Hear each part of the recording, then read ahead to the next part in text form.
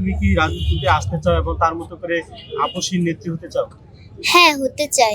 কিভাবে হবে? এটা তো এত সহজ না। উনি তো অনেক নির্যাতন সহ্য করেছে। তুমি কি এরকম নির্যাতন? আমিও আমার নির্যাতন সহ্য করব। খবর শুনছি আমি টিভি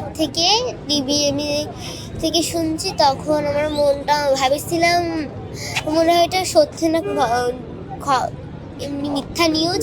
পরে দেখি কি ওটা হচ্ছে সত্যি নিউজ। ওই সময় আমি অনেক কান্না করছিলাম দেশনেত্রী বেগম খালেদা জিয়ার জন্য। অনেক কান্না, আমি কিছুই বলতে পারতেছিলাম না। ওই সময় আমি রওনা দিয়েছি আর দেশনেত্রী বেগম খালেদা জিয়ার জন্য আপনারা সবাই দোয়া করবেন।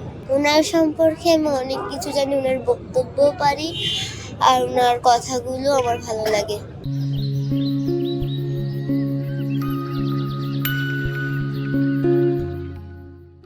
আমি দেশের বাইরে যাব না, দেশের বাইরে আমার কোনো কিছু নেই, এই দেশই আমার ঠিকানা। এই দেশের মাটি ও মানুষই আমার সবকিছু, কাজে আমি দেশের বাইরে যাব না। আমি শুধু বাংলাদেশের নির্দিষ্ট নেত্রী নয়, আমি সারা বাংলাদেশের নেত্রী। তারেক রহমানকে দেশে ফিরে আসা কি কেউ ঠেকাতে পারবে না ইনশাল্লাহ। তিনি যেদিন বাংলা মাটিতে ফিরবেন ওই দিন জিয়ার বিমানবন্দরে লক্ষ কোটির মানুষ তাকে বরণ করতে যাবে। তুমি কি রাজনীতিতে আসতে চাও এবং তার মতো করে আপসীর নেত্রী হতে চাও? হ্যাঁ, হতে চাই।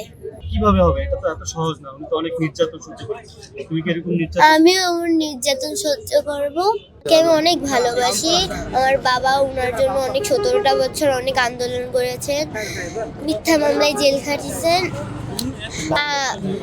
আর হচ্ছে আমার দেশনেত্রী বেগম খালেদা জিয়ার জন্য আপনারা সবাই দোয়া করবেন। একটাই কথা আমার, তিনি যদি জান্নাতবাসী হন আর ওনার রুহুর আত্মার জন্য আমি দোয়া কামনা করতে চাই।